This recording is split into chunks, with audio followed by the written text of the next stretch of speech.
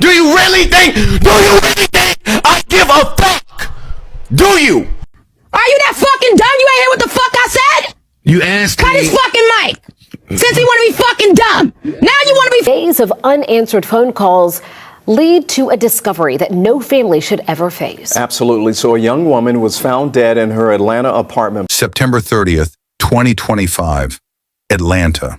When police finally walked into Josephine Tarwai's apartment, she'd been dead for 48 hours, 27 years old, naked, alone in her bed, and according to the official report, no crime. But here's what they didn't put in that report. Scratches on her neck, her fingernails broken and chipped. The lock on her door, busted, hanging loose like someone forced their way in or out. Her family, hundreds of miles away in Minnesota, had been calling for 2 days, begging Atlanta police to check on her. 2 days of silence, 2 days of bureaucratic runaround, 2 days while Josephine lay there, and whatever happened in that room stayed locked inside with her. Police looked at the scene and wrote it off, called it natural causes, suggested she died from a diabetic episode, except Josephine wasn't diabetic. And natural causes don't leave bruises shaped like fingertips on someone's throat. So the question becomes pretty simple, doesn't it? Was this a cover-up? Or was the negligence just so staggering, so complete, that it might as well have been? Because what the police refused to do next, that's where this story really starts to fall apart. But before we get there, if you believe that every victim deserves more than a half-done investigation, if you think the truth matters more than protecting a department's reputation, hit that subscribe button. Because what happens in this story, it's not just about Josephine, it's about how easy it is for someone to die and for the system to just shrug. Now here's what I need you to think about. If your daughter had been dead for 2 days, if the cops dragged their feet, showed up late, and then told you there was nothing to see here, if they ignored the scratches, the broken nails, the busted lock, would you trust them to find her killer? Drop a comment right now. Tell me, would you have kept quiet, or would you have done what this family did and fought back? I'm reading every single one. Welcome to Unseen True Crime Stories, where the darkest mysteries and untold secret comes to light. Kindly hit that like button, subscribe to this channel, and turn on the notification bell so you never miss any of our new stories. Your support keeps these stories alive. 27-year-old Josephine Tarwai's family tells me that her death is no accident after they found evidence inside of her apartment. And they tell me that investigators could actually be standing in the way of the answers they need. We're broken.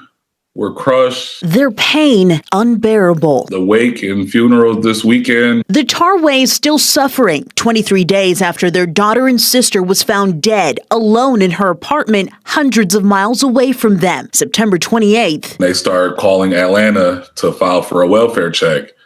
Atlanta police says, you can't file for a welfare check. You guys have to file for a welfare check in Minnesota. The family tried to get police here to Josephine's apartment, but APD didn't show up until Tuesday, September 30th. We went there Thursday. Don't want to go in there and tamper with anything. So that's when I called a private investigator. We knew there was a lot of cameras, there was a lot of footage, a lot of neighbors. Robin Martinelli tasked with trying to find out what happened to the 27-year-old. When I explained this to the police, they told me to show up and request an officer to come and get the evidence. And I did that, and nobody came. And nobody cared. This is Gold Rush Show Bar. It's actually just 2 minutes away from Josie's home. Her family tells me she was actually a dancer here. They believe investigators may not be taking her case seriously because she worked here. It's very demoralizing. And you kind of lose a lot of faith. For now, the family is relying on Martinelli to gather evidence, like the images of her broken nails the family wanted you to see. They were all broken up and chipped up. She had some bruises on her bodies that were odd, and she also had some scratches. I'm just a private investigator, and in my opinion, it looked like there could have been a struggle. They won't stop until they get answers. Go against whoever we have to go against to get justice for Josie. Now, Joseph tells me that he believes his little sister was robbed, or somebody that she was either talking to or didn't want to talk to hurt her. Her name was Josephine Tarwai.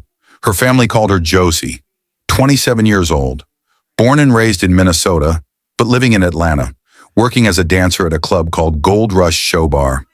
Her apartment, 2 minutes from work, same road every night, same routine. Predictable, safe, or so it should have been.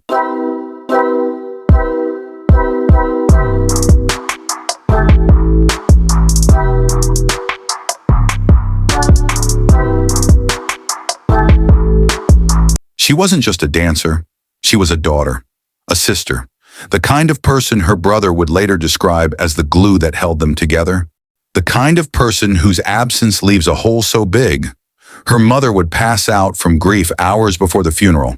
But here's what matters. Before Josephine died, something was already wrong. Friends told the family she was being stalked. Someone had been following her, watching her. She felt it.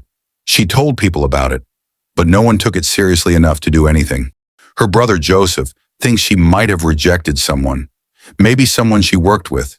Maybe someone who saw her every night at the club and couldn't handle the word no. Maybe someone who decided that if he couldn't have her, nobody could. She told people she felt watched, followed, like someone was always just a few steps behind her, and then she turned up dead. Now here's the uncomfortable truth that nobody wants to say out loud. Police treated Josephine differently because of where she worked. She was a dancer, and to them that meant she wasn't worth the effort. Her life didn't carry the same weight. Her death didn't warrant the same urgency. If you think that's messed up, if you think every victim deserves a real investigation no matter what they do for a living, then hit that like button right now. Share this video, because silence, that's exactly what they're counting on. So let me ask you this. How many women get ignored because society decides their job makes them disposable? Comment below. Do you think her profession affected how seriously the cops took this case? Be honest. I want to know what you think. September 28th, 2025, Josephine stops answering her phone. Her family in Minnesota tries calling. Once, twice, 10 times, nothing. Straight to voicemail. No text back. No social media updates. Just silence. They panic. Of course they do. So they call Atlanta police and ask for a welfare check. Just go knock on her door. Make sure she's okay. That's it.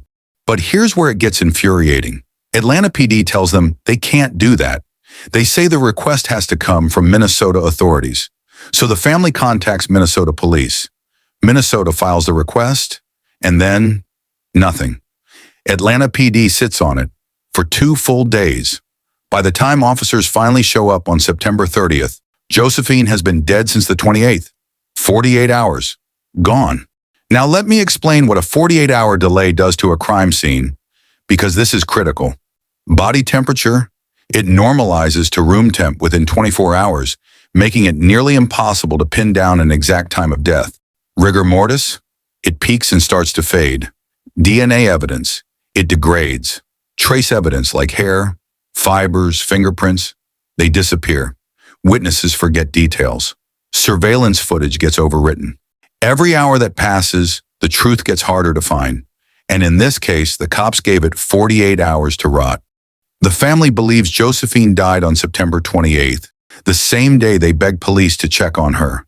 The same day officers could have saved evidence, could have locked down the scene, could have started asking questions while the answers were still fresh, but they didn't.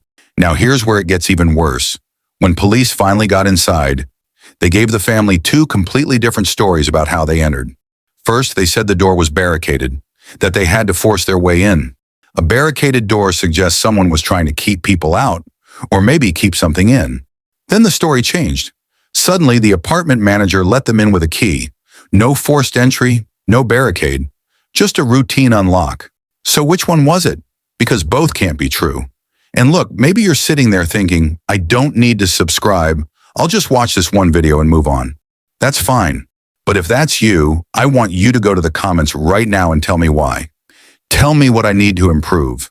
Tell me why you're okay walking away from stories like this without staying informed. I genuinely want to know, because here's the real question. If the police lied about how they got into the apartment, what else are they lying about? Subscribe if you think the truth matters more than protecting a department's reputation. Turn on notifications so you don't miss what we uncover next. The family knew they weren't getting answers from Atlanta PD, So they hired someone who would actually look, Robin Martinelli, Atlanta's top-rated private investigator, licensed, experienced, the kind of professional who's built a career finding what others miss. And what she found? It changed everything. 1 month ago, 27-year-old Josephine Tarwai was found dead in her apartment.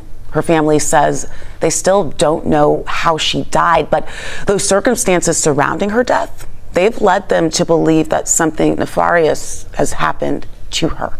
11 Alive's Angelina Salcido reports. I feel so terrible, for my young daughter. After 29 days, we still looking for answers. The Tarwais are still trying to figure out how 27-year-old Josephine Tarwai died. They want to sweep it under the rug. And that can happen in America here. An incident report from Atlanta police labeled Josie's case a death, no crime, highlighting that she was found in her bed alone, naked. We believe something happened to her because of a lot of the false narratives that we've got. The police told us that her room was barricaded. Now they say her room wasn't barricaded. They told us that they forced entry into her apartment. Then they said that the apartment people opened the door with a key for them. That lock is so faulty. This is video of apartment staff letting the family into the dancer's room with their private investigators 2 days after Josie's body was removed. Waited for the police here 45 minutes.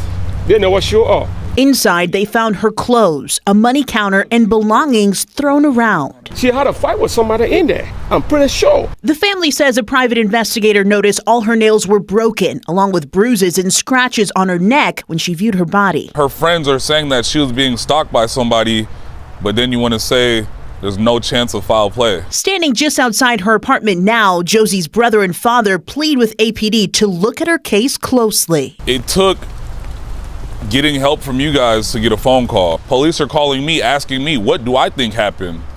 I want to know what they think happened. Our death will not go in vain. We will fight. Martinelli examined Josephine's body, and right there, plain as day, were bruises and scratches on her neck. Her fingernails, broken, chipped, jagged edges where smooth polish used to be. The family confirmed it. Josephine always kept her nails done. Always. She took pride in that. So those broken nails, they didn't happen by accident. These are textbook signs of a struggle, defensive wounds, the kind you see when someone is fighting for their life. When someone's hands are around your throat and you're clawing, scratching, doing anything you can to break free. Someone tried to strangle her, and she fought back. That's not a diabetic episode. That's not natural causes. That's murder. So Martinelli does what any investigator would do. She tries to hand the evidence over to Atlanta police, calls them, explains what she found, offers to provide documentation, photos, everything they'd need to reopen the case as a homicide. They ignore her. She's told to show up in person, request an officer, wait for someone to come collect the evidence. Standard procedure, they say. So she does exactly that. She shows up, she waits, and nobody comes. Nobody cares. Let that sink in for a second. You're this family. You're hundreds of miles from home. Your daughter is dead. The police have written it off. So you hire a professional investigator because the cops won't do their job. She finds proof of violence, clear, undeniable proof. And when she tries to give it to the police, they ghost her. They don't even show up. So let me ask you this. If you believe that ignoring evidence is the same thing as letting a killer walk free, hit that subscribe button right now, because that's exactly what happened here. And if we don't make noise about cases like this, they'll keep getting swept under the rug. Here's the question that should terrify you. Why would police refuse evidence that could solve a murder unless they never wanted it solved in the first place? Comment your theory. Do you think this was incompetence or something worse? I want to hear what you think. The case is still open. The official medical examiner's report? Pending. It could take up to 90 days, maybe longer. That report will either confirm the police's story or prove the family right. It will either say Josephine died from natural causes, or it will show what the private investigator already found. Signs of violence, signs of a struggle, signs of murder. But here's the thing, the damage is already done. Evidence is gone. The scene was left unprotected for 48 hours. The delay was fatal. DNA degraded.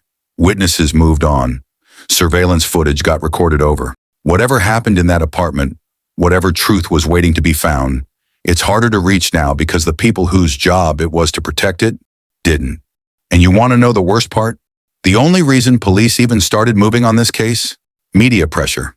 A news correspondent from 11 Alive reached out to Atlanta PD for an exclusive interview. And minutes before that interview was set to air, police finally called the family. First time they'd heard directly from APD since Josephine's body was found. Not because it was the right thing to do. Not because justice demanded it, but because bad press was coming and they needed to get ahead of it. That's what it took. Not duty, not integrity, just the fear of looking bad on camera. The emotional toll on this family is something I can't even put into words. Josephine's mother passed out hours before the funeral. The grief was so overwhelming, her body just gave out. Her brother described the family as broken, crushed. The kind of pain that doesn't fade, the kind that sits in your chest and stays there. But through all of that, her father made a promise. He said, "Josie's death will not go in vain. We will fight," and they have, every single day since. So here's the question we're left with. If a 27-year-old woman is found dead with signs of violence, and the police call it no crime, without even waiting for an autopsy, what does that say about the system? What does that say about who gets justice and who gets forgotten? Because the answer matters, not just for Josephine, but for every victim whose life gets dismissed because of their job, their background, or just because no one cared enough to look closer. To the Tarwai family, we see you, we hear you, and we won't let Josephine be forgotten. If this story made you angry, if it made you feel something, don't just scroll past. Like this video, share it. Make sure people know what happened to Josephine Tarwai, and subscribe because there are too many stories like this that never get told. Do you think the medical examiner's report will tell the truth, or will it protect the police? Drop your thoughts in the comments. I'm reading all of them. Thank you for watching, for your attention, and for joining us on this journey of reflection. Stay informed, stay vigilant,